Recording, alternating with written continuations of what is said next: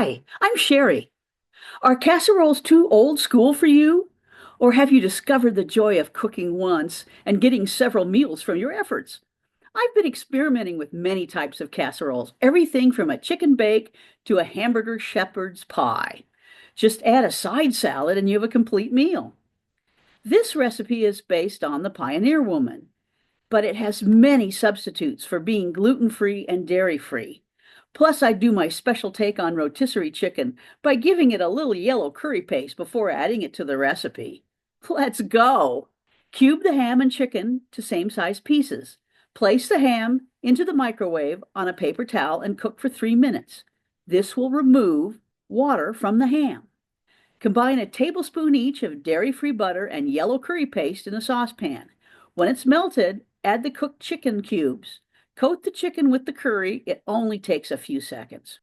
Place a third of the combined meat mixture into the bottom of a greased baking pan. I use 8 by 11, but 9 by 13 works well. Put the gluten-free panko into a bowl and pour in 5 tablespoons of melted dairy-free butter. Stir it well.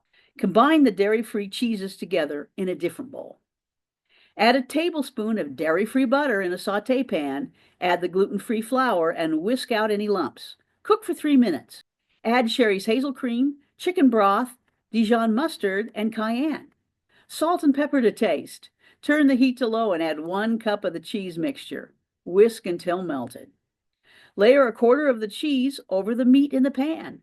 Repeat the layers again, finally ending with a layer of meat. Now pour in the sauce, making sure the sauce soaks all the way into the casserole.